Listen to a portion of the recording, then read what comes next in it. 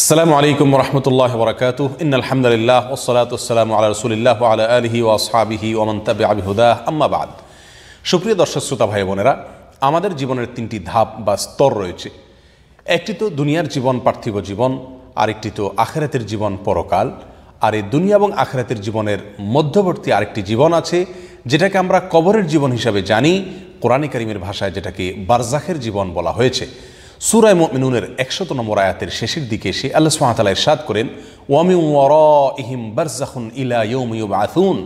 একজন মানুষের মৃত্যুর পরে কিয়ামত এবং হাসর এর ময়দান প্রতিষ্ঠিত হওয়ার, কায়েম হওয়ার আগে একটি জীবন আছে, যেটাকে বারজাখের জীবন বলা হয়। সেখানে সে অবস্থান করে। যদিও বেশিরভাগ মানুষ মৃত্যুবরণ করার পরে কবরস্থ হয়, সেজন্য আমরা কবরের জীবন বলি।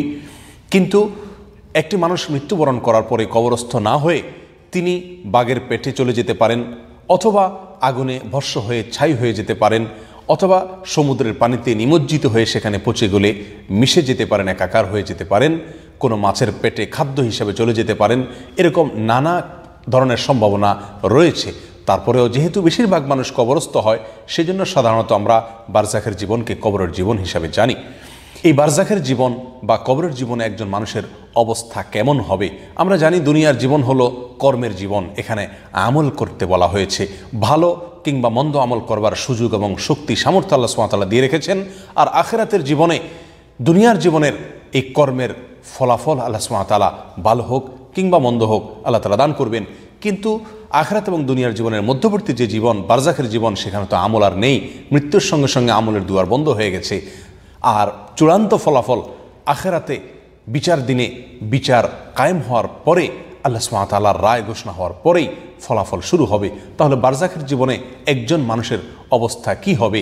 এর উত্তর হলো, কোরআন এবং সুন্নাহর আলোকে একজন মুমিনের বিশ্বাস হলো, একজন মুমিনকে এই আকীদা পোষণ করতে হবে যে বারজাখের জীবন, অর্থাৎ মৃত্যু থেকে নিয়ে আখিরাতের পূর্ব পর্যন্ত যে জীবন একজন মানুষ অতিবাহিত করে, এই বারজাখের জীবন বা কবরের জীবনে মানুষের দুনিয়ার জীবনের কর্ম অনুপাতে যে চূড়ান্ত ফলাফল আখিরাতে সে ভোগ করবে, তার কিছুটা মহড়া, তার কিছুটা সূচনা এবং ভূমিকা শুরু হয়ে যায় এই কবরের জীবনে, বারজাখের জীবনে। আর এই জন্যই ইসলামী আকীদার একটি গুরুত্বপূর্ণ পয়েন্ট হলো, একটি শিরোনাম হলো আযাবুল কবরি ওয়া নাঈমুহু হাক্কুন, অর্থাৎ কবরের আযাব এবং কবরে নেয়ামত ভোগ করা উভয়টি সত্য। আল্লাহ সুবহানাহু ওয়া তাআলার নেককার বান্দারা কবরে নেয়ামত ভোগ করতে থাকবেন, পুরস্কার ভোগ করবেন, তারা জান্নাতের আবহ সেখান থেকে পেতে শুরু করবেন। আর এর বিপরীতে আল্লাহর নাফরমান বান্দা যারা, তারা মৃত্যুর পরপরই বারজাখের জীবনের একেবারে শুরু থেকেই তারা জাহান্নামের আযাবের মহড়া তারা দেখতে পাবে এবং তার কিছুটা আলামত এবং কিছুটা সূচনা এবং ভূমিকা শুরু হয়ে যাবে তাদের উপর দিয়ে। আল্লাহ তাআলা আমাদেরকে হেফাজত করুন। সম্মানিত ভাই বন্ধুগণ, এ বিষয়ে কোরআন কারীমের যে সমস্ত আয়াত এবং নবী সাল্লাল্লাহু আলাইহি সাল্লামের যে সমস্ত হাদিস রয়েছে, তার মধ্যে থেকে কয়েকটি আমরা উল্লেখ করব। যে সমস্ত আয়াত এবং হাদিস থেকে আমরা স্পষ্ট জানতে পারবো যে একজন মানুষ মৃত্যু পরবর্তী জীবন, অর্থাৎ বারজাখের যে জীবন, আখিরাতের আগের যে জীবন, সেই জীবনে একজন মানুষের অবস্থা কেমন হবে। সূরা গাফিরের ৪৫ নম্বর আয়াতে আল্লাহ সুবহানাহু ওয়া তাআলা ইরশাদ করেন, ওয়াহাক বিআলি ফিরআউন সুআল আযাব আন্নারু ইউরাদুনা আলাইহা গুদুওয়ান ওয়া আশিয়া ويوم تقوم الساعة أدخلوا آل فرعون أشد العذاب। অর্থাৎ ফেরাউনের বাহিনী, ফেরাউনের অনুগামী, ফেরাউনের অনুসারী যারা ছিল, যাদেরকে নিয়ে সে নিমজ্জিত হয়েছে, ডুবেছে, আল্লাহ সুবহানাহু ওয়া তাআলার আযাবে নিপতিত হয়েছে, সেই ফেরাউনের বাহিনী, তার অনুসারীরা এবং ফেরাউন সে নিজে, তাদের ব্যাপারে আল্লাহ সুবহানাহু ওয়া তাআলা বলেন, যন্ত্রণাদায়ক, কষ্টদায়ক শাস্তি, নিকৃষ্টতম সাজা, তিরস্কার তাদেরকে গ্রাস করেছে, তাদেরকে পেয়ে বসেছে। অতীতকালীন ক্রিয়া এখানে ব্যবহার করা হয়েছে। আমরা সকলেই জানি ফেরাউন এবং তার বাহিনী, তাদের মৃত্যু হয়েছে, তারা এখন বারজাখে জীবন অতিবাহিত করছে, অতিক্রম করছে, তারা এখন আখিরাতের জীবনে পা রাখেনি। আল্লাহ সুবহানাহু ওয়া তাআলা তাদের সম্পর্কে বলছে যে তাদেরকে আযাব গ্রাস করেছে, আযাবে তারা নিমজ্জিত হয়েছে, শুরু হয়ে গেছে তাদের প্রতি আযাব। আর সকাল এবং সন্ধ্যায় জাহান্নামের আগুন তাদের সম্মুখে পেশ করা হয়, জাহান্নামের আগুনের মুখোমুখি করা হয় তাদেরকে সকাল এবং সন্ধ্যায় প্রতিদিন। আর কিয়ামতের ময়দান যেদিন কায়েম হবে, কিয়ামত যেদিন প্রতিষ্ঠিত হবে, আল্লাহ বলেন ওয়াইয়াউমা তাকুমুস সাআতু, যেদিন কিয়ামত কায়েম হবে সেদিন বলা হবে আল্লাহর পক্ষ থেকে, আদখিলু আলা ফিরাউনা আশাদ্দাল আযাব, কঠোর থেকে কঠোরতর শাস্তি, সবচাইতে কঠিন শাস্তি দাও ফেরাউনের বাহিনীকে, ফেরাউনের অনুসারীদেরকে। সম্মানিত বন্ধুগণ, এই আয়াত থেকে আমরা জানতে পারলাম ফেরাউন এবং তার অনুসারী অনুগামী যে সমস্ত লোকেরা ছিল, তারা তাদের কুফরি এবং অবাধ্যতার কারণে তাদের মৃত্যু পরবর্তী বারজাখী জীবনে শাস্তি ভোগ করছে। সকাল সন্ধ্যা তারা শাস্তির মুখোমুখি হচ্ছে। আল্লাহ সুবহানাহু ওয়া তাআলা এখানে পৃথক করে আখিরাতের শাস্তি হবে সেটিকে আলাদাভাবে উল্লেখ করেছেন। এই আয়াত থেকে একবারে পরিষ্কারভাবে বোঝা যায় যে বারজাখী জীবনে আল্লাহ সুবহানাহু ওয়া তাআলা তার বান্দাকে শাস্তি দান করবেন। এখন এখানে একটি প্রশ্ন আসে যে একটি মানুষ মৃত্যুবরণ করার পরে তার লাশ কবরস্থ হয় এমনটি নয়, বিভিন্ন অবস্থার সম্মুখীন হতে পারে, পানিতে পড়ে, পানিতে ডুবে, আগুনে পুড়ে, অথবা কোনো হিংস্র পশুর পেটে গিয়ে, অথবা বিভিন্নভাবে তার দেহাবশেষ বা ধ্বংসাবশেষ এরকম সংরক্ষিত নাও থাকতে পারে। তাহলে তাকে আল্লাহ সুবহানাহু ওয়া তাআলা কীভাবে শাস্তি দিবেন? এর উত্তর হলো, কবরের যে শাস্তি অথবা নেয়ামত মানুষ ভোগ করবে সেটি কি তার দেহ দিয়ে ভোগ করবে, নাকি তার আত্মা বা রূহ দিয়ে উপভোগ করবে বা ভোগ করবে? এটা নিয়ে ওলামা একরামের ভিতরে একাধিক মত রয়েছে। কোরআন এবং সুন্নাহ যেহেতু স্পষ্ট করে কোনো কিছু বলা হয়নি, অতএব এ বিষয়ে কোনো মন্তব্য না করে এর ধরন কেমন হবে সেটি সম্পূর্ণ আল্লাহ সুবহানাহু ওয়া তাআলার উপর ন্যস্ত করাই হলো একজন মুমিনের জন্য সবচাইতে নিরাপদ মত। আর যদি দেহের উপরে আল্লাহ সুবহানাহু ওয়া তাআলা শাস্তি কিংবা নেয়ামত দিবেন এই মতটিকে আমরা ধরে নেই, তবুও এটা বলতে পারি যে মানুষের দেহের একেবারে সর্বশেষ অবস্থা, দেহাবশেষ যেটাকে বলা হয়, এটা মাটির আকারে থাকুক, পচে গলে গিয়ে অন্য কোথায় থাকুক, কারোর পেটে থাকুক, অথবা কোনো জায়গায় থাকুক না কেন, যেখানে থাকুক না কেন, আল্লাহ সুবহানাহু ওয়া তাআলা চাইলে সেই ধ্বংসাবশেষে বা সেই দেহাবশেষে সেখানেই আল্লাহ সুবহানাহু ওয়া তাআলা এক ধরনের রূহ বা প্রাণ দিয়ে সেখানে তাকে নেয়ামত অথবা আযাব ভোগ করার শক্তি বা সামর্থ্য দিতে পারেন। আল্লাহু আলাম। যাই হোক, তো যে আয়াত আমরা উল্লেখ করছিলাম সূরা গাফিরের এই ৪৫ নম্বর আয়াত থেকে একেবারে কবরের আযাবের বিষয়টি পরিষ্কারভাবে ফুটে ওঠে। এর বাইরে নবী করিম সাল্লাল্লাহু আলাইহি ওয়াসাল্লামের অনেকগুলো হাদিস পাওয়া যায়, যে হাদিসগুলো থেকে কবরের আযাবের বিষয়টি প্রমাণিত হয় এবং কবরে নেয়ামত এবং পুরস্কারের বিষয়টিও প্রমাণিত হয়। আর এটি নির্ভর করবে বান্দার কর্মের উপরে, বান্দার আমলের উপরে। সহিহ বুখারী এবং মুসলিমের একটি বিখ্যাত হাদিস রয়েছে। একবার নবী করিম সাল্লাল্লাহু আলাইহি ওয়াসাল্লাম দুটি কবরের পাশ দিয়ে যাচ্ছিলেন, আর তখন তিনি উপস্থিত সাহাবায়ে কেরামদেরকে লক্ষ্য করে বলছিলেন যে এই দুই কবরে শাস্তি চলছে, তাদের আযাব চলছে। আর নবী সাল্লাল্লাহু আলাইহি ওয়াসাল্লাম বলেছেন, ওমা ইউআযাবানি ফি কাবীরিন, তাদের যে আযাব চলছে সেটি তোমরা যেগুলোকে বড় পাপ মনে করো এরকম কোনো বড় পাপের কারণে হচ্ছে না। তাদের একজনের আযাবের কারণ বর্ণনা করতে গিয়ে নবী সাল্লাল্লাহু আলাইহি ওয়াসাল্লাম বলেন, আম্মা আহাদুহুমা ফাকানা ইয়ামশি বিন-নামীমা, একজনের কবরে শাস্তি চলছে এই জন্য যে সে তার জীবদ্দশায় চগলখড়ি করে বেড়াতো, কুটনামি করে বেড়াতো, মানুষের কাছে সামনে সবসময় ভালো সেজে থাকতো আর তার পিছে গিয়ে বদনামি করতো, একজনের কাছে আরেকজনের বদনামি করে বেড়াতো। এই চগলখড়ি বা কুটনামির বদভ্যাসের কারণে তাকে কবরের শাস্তির মুখোমুখি হতে হয়েছে। ওয়াম্মাল আখার ফাকানা লা ইয়াস্তাতিরু আও লা ইয়াস্তানজিহু মিনাল বাউল, আর অন্য কবরে যে শাস্তি হচ্ছে তার কারণ হলো সে পেশাব থেকে ভালো করে পবিত্রতা অর্জন করতো না, ভালো করে পরিচ্ছন্নতা অর্জন করতো না, এই কারণে তার কবরে শাস্তি হচ্ছে। সম্মানিত বন্ধুগণ, এই হাদিস থেকে একেবারে পরিষ্কারভাবে বোঝা গেল একজন মানুষ মৃত্যু পরবর্তী বারজাখের জীবনে বা কবরের জীবনে তার দুনিয়ার কর্ম অনুপাতে ফলাফলের মুখোমুখি হয়ে যাবে। যদিও চূড়ান্ত ফলাফল আল্লাহ সুবহানাহু ওয়া তাআলা কিয়ামতের ময়দানে বিচার এর রায় ঘোষণা করার পরে দিবেন, কিন্তু কবরের জীবন থেকেই মানুষের কর্ম অনুপাতে তার কর্মের ফল সে পেতে শুরু করে, অর্থাৎ কবরে শাস্তির মুখোমুখি হয় যদি সে দুনিয়া থেকে বদআমল নিয়ে যায়। এর বাইরে নবী সাল্লাল্লাহু আলাইহি ওয়াসাল্লামের আরেকটি হাদিস রয়েছে যেটি আব্দুল্লাহ ইবনে আব্বাস রাদিয়াল্লাহু তাআলা আনহু বর্ণনা করেছেন। নবী সাল্লাল্লাহু আলাইহি ওয়াসাল্লামের যে দোয়া ছিল আল্লাহর কাছে নিয়মিত তিনি যে সমস্ত দোয়া করতেন তার ভিতরে একটি দোয়া ছিল, আল্লাহুম্মা ইন্নী আউযু বিকা মিন আযাবিল কবর, আল্লাহ আপনার কাছে আমি কবরের আযাব থেকে পানাহ চাই, আশ্রয় চাই, মুক্তি চাই, নিরাপত্তা চাই। নবী সাল্লাল্লাহু আলাইহি ওয়াসাল্লাম এই দোয়াটি সবসময় করতেন। কবরের আযাব হবে সে আশঙ্কা থেকেই নবী সাল্লাল্লাহু আলাইহি ওয়াসাল্লাম আল্লাহর কাছে নিয়মিত এই দোয়া করতেন। অতএব এই দোয়াও প্রমাণ করে যে কবরের আযাবের বিষয়টি সত্য এবং প্রমাণিত। এদিকে সহিহ মুসলিমের একটি বর্ণনা থেকে আমরা জানতে পারি নবী করিম সাল্লাল্লাহু আলাইহি ওয়াসাল্লাম একবার মদিনার বনি নাজ্জারের একটি বাগানের ওয়াল বা প্রাচীর ঘেঁষে যাচ্ছিলেন। তখন তিনি একটি গাধা বা খচ্চরের উপরে আরোহী ছিলেন। হঠাৎ কয়েকটি কবর ছিল, 3টি 4টি বা মতান্তরে 5টি, এক এক বর্ণনা এক এক রকম এসেছে। এই কবরগুলোর পাশ দিয়ে যখন যাচ্ছিলেন তখন তার গাধা বা যে খচ্চর উপর তিনি আরোহী ছিলেন সেটি হঠাৎ করে লাফালাফি করতে শুরু করলো এবং বিশৃঙ্খলা শুরু করলো। তার লম্পঝম্প এবং তার অস্থিরতা, ব্যাকুলতা অত্যন্ত অস্বাভাবিক ছিল। এমনকি নবী করিম সাল্লাল্লাহু আলাইহি সাল্লাম তার পিঠ থেকে পড়ে যাবেন এমন আশঙ্কা তৈরি হয়েছিল।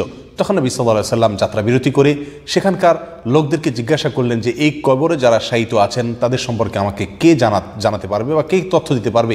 এক ব্যক্তি উঠে বলল, ইয়া রাসূলুল্লাহ, আমি বলতে পারি। এই কবরে যারা শায়িত আছে এই লোকগুলো জাহিলি যুগে তাদের মৃত্যু হয়েছিল, কুফরের উপর তাদের মৃত্যু হয়েছিল, তারা মুসলিম হয়ে দুনিয়া থেকে যেতে পারেনি। নবী করিম সাল্লাল্লাহু আলাইহি সাল্লাম তখন উপস্থিত লোকদেরকে লক্ষ্য করে বললেন যে এই কবরগুলোতে শাস্তি চলছে এবং তাদের যে শাস্তি চলছে তার ফলে তাদের যে বিকট আওয়াজ, আর্তনাদ, তাদের যে আর্তচিৎকার, এটা আমি শুনতে পাচ্ছি। আল্লাহ তাআলা আমাকে শোনার তৌফিক দিয়েছেন, আর এই পশুকেও আল্লাহ সুবহানাহু ওয়া তাআলা শোনার শক্তি সামর্থ্য দিয়েছেন। এজন্য সে এরকম অস্থির এবং ব্যাকুল হয়ে উঠেছে। যদি তোমরা দাফন করা ছেড়ে দেওয়ার আশঙ্কা না থাকতো তাহলে আমি আল্লাহ সুবহানাহু ওয়া তাআলার কাছে দোয়া করতাম, আল্লাহ সুবহানাহু ওয়া তাআলা যেন তোমাদেরকে এই কবরের আযাব শোনার শক্তি সামর্থ্য দিয়ে দেন। এই হাদিস থেকেও পরিষ্কারভাবে বোঝা যায় একজন মানুষ তার বদআমলের কারণে কবরের আযাবের মুখোমুখি হয়ে যাবে। এ বিষয়ে নবী করিম সাল্লাল্লাহু আলাইহি সাল্লামের আরেকটি বিখ্যাত এবং বিশাল বড় হাদিস রয়েছে, যেটি এই বিষয়ে মৌলিক হাদিস হিসাবে উল্লেখ করা হয়, যেটি সুনানে নাসাইতে, সুনানে আবু দাউদে এবং অনেক হাদিসের কিতাবে বিশুদ্ধ সূত্রে বর্ণিত হয়েছে। হাদিসটি বর্ণনা করেছেন বারা ইবনে হাযিব রাদিয়াল্লাহু তাআলা আনহু। সেই দীর্ঘ হাদিসে নবী করিম সাল্লাল্লাহু আলাইহি সাল্লাম একজন মানুষের মৃত্যুবরণ করার ঠিক আগ মুহূর্তে সে যে পরিস্থিতির মুখোমুখি হয় সেখান থেকে নিয়ে একেবারে কবরে তাকে রাখার পরে মুনকার নাকির দুজন ফেরেশতার প্রশ্নের মুখোমুখি হওয়া, সে প্রশ্নের উত্তর পরবর্তী পরিস্থিতি পর্যন্ত নবী সাল্লাল্লাহু আলাইহি সাল্লাম বিস্তারিত হাদিসে উল্লেখ করেছেন। সেখানে একজন মুমিন তার মৃত্যুর পূর্বেই তাকে আসমান থেকে আগত ফেরেশতারা সুসংবাদ দান করে থাকেন, যেমনটি কোরআনে বর্ণিত হয়েছে। এবং সেই সুসংবাদের ভিত্তিতে আল্লাহ সুবহানাহু ওয়া তাআলা পক্ষ থেকে মালাকুল মউত এসে তার রূহকে কবজ করে নিয়ে যায়। আসমান থেকে, জান্নাত থেকে আনা একটি কাপড়ের টুকরো এবং পাত্রে রেখে আল্লাহর কাছে নিয়ে যান। সেখানে অভিবাদন জানানো হয় প্রতিটি আসমানে, সেখান থেকে ফেরত আসা হয়, কবরে রাখা হয়। সেখানে তার কবরে প্রশ্নের উত্তরের সঠিক উত্তর দিতে পারার পরে আল্লাহ সুবহানাহু ওয়া তাআলার পক্ষ থেকে নির্দেশ করা হয় তার কবরকে জান্নাতের সাথে কানেক্টেড করে দেওয়ার জন্য, তার কবরে জান্নাতের বিছানা বিছিয়ে দেওয়ার জন্য এবং জান্নাতের আবহ এবং নিয়ামতের ভিতরে থাকে আল্লাহ সুবহানাহু ওয়া তাআলা থাকার এবং উপভোগ করার মতো শক্তি সামর্থ্য দিয়ে থাকেন, যেটা আমরা কেউ উপলব্ধি করতে পারি না, দেখতে পারি না। এটা অদৃশ্যই থাকে। কিভাবে সে ভোগ করে, তার ধরন কি, প্রকৃতি কি, সেটি আল্লাহ সুবহানাহু ওয়া তাআলাই একমাত্র ভালো জানেন। এর বিপরীতে একজন মানুষ যদি মন্দ আমল নিয়ে দুনিয়া থেকে যায় তাহলে তার মৃত্যু পূর্ব মুহূর্তেই সে তার পরিণতি সম্পর্কে আগাম সংবাদ পেয়ে যায়, আলামত জানতে পারে, আঁচ করতে পারে। এবং মৃত্যুর পরেই তাকে যখন কবরে রাখা হয়, তাকে কবরে রাখার পরেই তাকে শাস্তির মুখোমুখি করা হয়।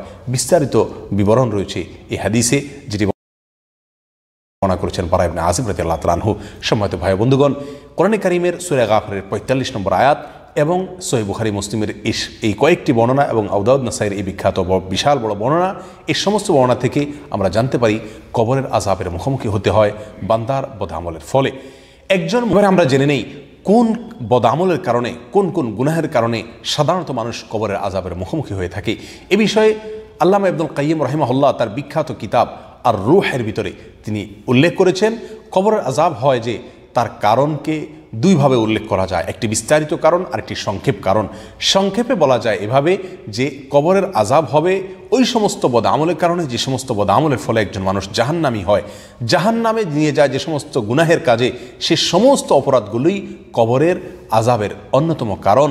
কারণ একটি মানুষ যখন জাহান্নামী হয়ে যায় তখন তার কবরের আযাবের মুখোমুখি হয়। অতএব যে কোনো গুনাহ, যে কোনো অপরাধ, যে কোনো হারাম কাজে লিপ্ত হওয়া, এটি মৌলিকভাবে মোটা দাগে এক কথায় বলা যেতে পারে কবরের আযাবের অন্যতম কারণ। কিন্তু এর হলো বিস্তারিত, অর্থাৎ কবরের আযাব কোন কোন বদআমলের কারণে হয় তার বিস্তারিত বিবরণ হাদিসে রয়েছে। অর্থাৎ নবী সাল্লাল্লাহু আলাইহি সাল্লামের হাদিস থেকে আমরা এমন কিছু গুনাহ এবং বদআমলের কথা জানতে পারি যেগুলোর ফলে কবরের আযাব হয় বলে নবী করিম সাল্লাল্লাহু আলাইহি সাল্লাম আমাদেরকে জানিয়ে দিয়েছেন। তন্মধ্যে থেকে প্রথম যে হাদিসটি আমরা উল্লেখ করেছি বুখারী মুসলিমের, যে হাদিসে নবী সাল্লাল্লাহু আলাইহি সাল্লাম দুটি কবরের পাশ দিয়ে যাচ্ছিলেন বলে যে বিবরণ রয়েছে, সেখানে নবী সাল্লাল্লাহু আলাইহি সাল্লাম যে মন্তব্য করেছেন, একটি কবরের শাস্তির কারণ ছিল লোকটি চগলখড়ি করত, কুটনামি করত, একজনের কথা আরেকজনের কাছে গিয়ে লাগাতো, মানুষের পিছনে দুর্নাম করে বেড়াতো। আর অপর লোকটি পেশাব থেকে ভালো করে পবিত্রতা অর্জন করতো না, পরিচ্ছন্নতা অর্জন করতো না, পেশাবের ব্যাপারে সাবধানতা অবলম্বন করতো না। তাহলে এই দুটি আমল, এই দুটি বদামল, এই দুটি গুনাহ, এই দুটি খারাপ কাজ, মন্দ কর্ম একজন মানুষকে কবরের শাস্তির মুখোমুখি করে, এটি আমরা জানতে পারলাম। এর বাইরে সহিহ বুখারীর অনেকগুলো হাদিস কবরের আযাব বা বারজাখী জীবনের আযাবের বিষয়ে আমাদেরকে ইঙ্গিত দেয়। তন্মধ্যে থেকে জেনার কথা রয়েছে, সুদের কথা রয়েছে। আজকাল জেনা, বিভিন্ন ধরনের জেনা হয়ে থাকে, হাতের জেনা, চোখের জেনা, মুখের জেনা, অনলাইনে বিভিন্নভাবে আমরা জেনা করে থাকি, বিভিন্ন দৃশ্য দেখে থাকি। চোখ দিয়ে যে আমি হারাম স্বাদ উপভোগ করি, এটা চোখের জেনা। এই যত ধরনের জেনা হতে পারে, এই জেনাকে কবরের আযাবের অন্যতম কারণ হিসাবে চিহ্নিত করা হয়েছে। সুদের লেনদেন বা সুদের কারবার যেটা, এটাকেও কবরের আযাবের অন্যতম কারণ হিসেবে উল্লেখ করা হয়েছে। মিথ্যা কথা বলা, এটাকেও কবরের আযাব হিসাবে উল্লেখ করা হয়েছে। সহিহ বুখারীতে কোরআনকে পরিত্যাগ করা, হাজরে কোরআন যেটাকে বলা হয়, কোরআনকে একেবারে ভুলে বসে থাকা, দৈনন্দিনের যত কর্মসূচি, যত কাজের রুটিন আছে তার ভিতরে কোরআনের জন্য কোনো জায়গা না থাকা, কোরআন তেলাওয়াত দিনকে দিন চলে যাওয়া, মাসকে মাস চলে যাওয়া, কোরআন খুলে না দেখা, কোরআন না পড়া, কোরআন অধ্যয়ন না করা, কোরআন না বোঝা, কোরআনের জন্য কোনো সময় বের না করা, এসবগুলোই কোরআনকে পরিত্যাগ করা বা হাজরে কোরআনের শামিল। এই কোরআনকে ভুলে বসে থাকা, এটাও কবরের আযাবের অন্যতম একটি কারণ হিসেবে উল্লেখ করা হয়েছে। তাহলে সর্বসাকুল্যে আমরা বলতে পারি যে চগলখড়ি, কুটনামি, পেশাব থেকে পরিচ্ছন্নতা ভালো করে অর্জন না করা এবং কোরআনকে পরিত্যাগ করা, জেনার সাথে যে কোনো ধরনের জেনা, চোখের জেনা হোক, মুখের জেনা হোক, কানের জেনা হোক, যে কোনো ধরনের এই অবৈধ যৌনতার পথে পা বাড়ানো, সেটা সরাসরি জেনা হোক অথবা জেনা পূর্ববর্তী কর্মকাণ্ড হোক, যাই হোক না কেন, এই সবগুলোই কবর আযাবের অন্যতম কারণ। সুদের কারবারের সাথে জড়িত থাকা, মিথ্যা কথা বলার অভ্যাস থাকা, এই সবগুলা কবর আযাবের অন্যতম কারণ। আল্লাহ তাআলা আমাদের সকলকে এই কারণগুলো থেকে বেঁচে থাকার তৌফিক দান করুন। এবারে আমরা জেনে নিব কবর আযাব থেকে আত্মরক্ষা করার, মুক্তি লাভের উপায় কী। ইবনুল কাইয়িম রাহিমাহুল্লাহ কিতাবুর রূহে বিস্তারিত উল্লেখ করেছেন। আমরা সংক্ষেপে কবরের আযাব থেকে মুক্তি লাভের জন্য তিনটি কারণ উল্লেখ করতে পারি। প্রথম কারণ হলো যেই কোনো গুনাহ থেকে বেঁচে থাকার জন্য আপ্রাণ চেষ্টা করা, আর বিশেষ করে যে সমস্ত অপরাধের শাস্তি হিসাবে কবরে আল্লাহ সুবহানাহু ওয়া তাআলা আযাবের মুখোমুখি করবেন বলে নবী সাল্লাল্লাহু আলাইহি সাল্লামের হাদিস থেকে আমরা জানতে পারি, সেগুলোকে সুনির্দিষ্টভাবে সেগুলোকে বর্জন করে চলা, সে সমস্ত গুনাহ থেকে বেঁচে থাকার চেষ্টা করা, যেমন চগলখড়ি করা, কোরআনকে পরিত্যাগ করা, মিথ্যা কথা বলা, সুদের কারবার করা, জেনার সাথে জড়িত থাকা, পেশাবের ব্যাপারে অসাবধানতা অবলম্বন করা, এই সবগুলো থেকে বেঁচে থাকার জন্য চেষ্টা করা। এটা হলো কবরের আযাব থেকে মুক্তি লাভের অন্যতম এবং প্রধান উপায়, প্রথম উপায়। দ্বিতীয় উপায় হলো নবী সাল্লাল্লাহু আলাইহি সাল্লাম যে দোয়াটি কবরের আযাব থেকে মুক্তি লাভের জন্য সবসময় পাঠ করতেন, আল্লাহুম্মা ইন্নী আউযু বিকা মিন আযাবিল কবর, আল্লাহ কবরের আযাব থেকে আমি আপনার কাছে আশ্রয় চাই, আপনার কাছে পানাহ চাই, আপনার কাছে মুক্তি চাই। এই দোয়াটি আসুন আমাদের জীবনের অংশ করে নেই। সকাল সন্ধ্যায় নবী সাল্লাল্লাহু আলাইহি সাল্লাম ফজরের পরে, মাগরিবের পরে দীর্ঘ দোয়া করতেন, যে দোয়ার ভিতরে এই অংশ রয়েছে, আল্লাহুম্মা ইন্নী আউযু বিকা মিন আযাবিল কবর, ৩ বার করে ফজরের পরে, মাগরিবের পরে, সকালে সন্ধ্যায় এই দোয়া পাঠ করা। এর বাইরে প্রত্যেক সালাতে সালাম ফেরানোর পূর্ব মুহূর্তে আমরা দোয়ায়ে মাসুরা যে জায়গায় পড়ি, আত্তাহিয়াতু এবং দুরুদ পড়ার পরে, সেই জায়গায় দোয়ায়ে মাসুরার পাশাপাশি এই দোয়াও নবী সাল্লাল্লাহু আলাইহি সাল্লাম করতেন, আল্লাহুম্মা ইন্নী আউযু বিকা মিন আযাবিল কবর। এখানেও আমরা এই দোয়া করতে পারি। আর এর বাইরেও সকাল সন্ধ্যায় যখন সুযোগ হয় আল্লাহর কাছে কবরের আযাবের কথা স্মরণ করে এরকমভাবে আমরা আল্লাহর কাছে আশ্রয় চাইতে পারি। এটি হলো দ্বিতীয় আমল, কবরের আযাব থেকে মুক্তি লাভের জন্য আল্লাহর কাছে কবরের আযাব থেকে আশ্রয় লাভের দোয়া পাঠ করা, আল্লাহুম্মা ইন্নী আউযু বিকা মিন আযাবিল কবর। নাম্বার 3, সূরা মুলক, এটা তেলাওয়াত করা, বিশেষ করে রাতে তেলাওয়াত করা। কারণ মুস্তাদরাকে হাকামে বিশুদ্ধ সূত্রে বর্ণিত হাদিসে আসছে, নবী সাল্লাল্লাহু আলাইহি সাল্লাম ইরশাদ করেছেন, সূরাতুল মুলক এটা মানিআতুম মিন আযাবিল কবর, কবরের আযাব থেকে মানুষকে রক্ষা করে, এটা কবরের আযাবকে প্রতিরোধ করে, একজন মানুষকে কবরের আযাব থেকে মুক্তি দান করে এই সূরা, অর্থাৎ এই সূরার তেলাওয়াতের আমল। অতএব সূরা মুলক হাদিসে রাতে পড়ার কথা বলা হয়েছে। যে কোনো অংশে রাতের শোয়ার আগে যে কোনো সময় আপনি সূরা মুলক পড়ার অভ্যাস করে নেন। দেখে যদি আপনি পাঠ করেন 3 থেকে 4 মিনিট বা বড় জোর 5 মিনিট সময় যাবে। আর যদি তেলাওয়াত করতে আপনি না পারেন, তাহলে সেক্ষেত্রে আপনি মোবাইল ফোনে এরকমভাবে এই সূরাটাকে চালিয়ে আপনি শুনুন, এবং শুনতে 2 থেকে 3 মিনিট সময় লাগবে পুরা সূরা। নিয়মিত যদি সারা জীবন সূরা মুলক রাতের বেলায় তেলাওয়াত করা অথবা শোনার অভ্যাস করে নেই, তাহলে এটাও আমাকে কবর আযাব থেকে মুক্তি লাভে সহায়তা করবে ইনশাআল্লাহ বিইذنিল্লাহ। আল্লামা ইবনুল কাইয়িম রাহিমাহুল্লাহ কবর আযাব থেকে মুক্তি লাভের জন্য আরেকটি উপায় বর্ণনা করেছেন স্পেশালি, সেটা হলো প্রতিদিন তিনি পরামর্শ দিয়েছেন শোবার আগে একটি মিনিটের জন্য হলেও অন্তত আমরা যেন কল্পনা করি, ধ্যান করি, হিসাব নিকাশ করি যে আমার সারাদিনের যে কর্ম আজকে ছিল, এই কর্মের ফলে আমি কি কবরে শান্তির মুখোমুখি হব নাকি শাস্তির মুখোমুখি হব, পুরস্কারের মুখোমুখি হব নাকি তিরস্কারের মুখোমুখি হব। শুধুমাত্র একটি মিনিটের জন্য যদি আমি সবার আগে প্রতিদিন চিন্তা করি, তাহলে ইনশাআল্লাহ আমার জীবনের পরিবর্তনের জন্য এই 1 মিনিটের চিন্তা অনেকখানি প্রভাব ফেলবে, অনেকখানি যথেষ্ট হবে ইনশাআল্লাহ বিদিনিল্লাহ। আসুন কবর আযাব থেকে মুক্তি লাভের জন্য এই আমলগুলোকে নিয়মিত করার চেষ্টা করি, আমরা সবসময় করার চেষ্টা করি। সমস্ত বদামল থেকে এবং সুনির্দিষ্টভাবে কবর আযাব হয় যে সমস্ত বদামলের কারণে, সেগুলো থেকে বেঁচে থাকার চেষ্টা করি। নবী সাল্লাল্লাহু আলাইহি ওয়াসাল্লাম যে দোয়া পাঠ করেছেন, আল্লাহুম্মা ইন্নী আউযু বিকা মিন আযাবিল কবর, এ দোয়া সকালে, সন্ধ্যায়, সালাতের শেষ মুহূর্তে এবং সারা দিনে যখন সুযোগ হয় বেশি বেশি করে পাঠ করি। আর সূরা মুলক রাতের বেলায় পড়ার অভ্যাস গড়ে নেই এবং রাতের বেলায় শোবার আগে অন্তত কিছু সময় হলেও চিন্তা করি আমার যে কর্ম, তার পরিণাম, তার ফলাফল কি হবে, কি আমাকে ভোগ করতে হবে। কবর এটা আখিরাতের জগতের প্রথম ধাপ বলা যেতে পারে। যে ব্যক্তি এখানে ধরা খেয়ে যাবে, তার পরবর্তী প্রত্যেকটা ঘাটিতেই সে ধরা খেয়ে যাওয়ার সম্ভাবনা বেশি প্রকট। আর যে ব্যক্তি এখান থেকে মুক্তি পাবে, তার পরবর্তী প্রতিটি ধাপে মুক্তি লাভ করারই সম্ভাবনা প্রবল এবং প্রকট। আল্লাহ সুবহানাহু ওয়া তাআলা আমাদের সকলকে কবর আযাব থেকে মুক্তি নসিব করুন, আমাদেরকে রক্ষা করুন। কবর আযাব থেকে মুক্তি লাভের জন্য যে সমস্ত আমলের প্রয়োজন, সে আমলগুলো করবার তৌফিক দান করুন। আসসালামু আলাইকুম ওয়া রাহমাতুল্লাহি ওয়া বারাকাতুহু।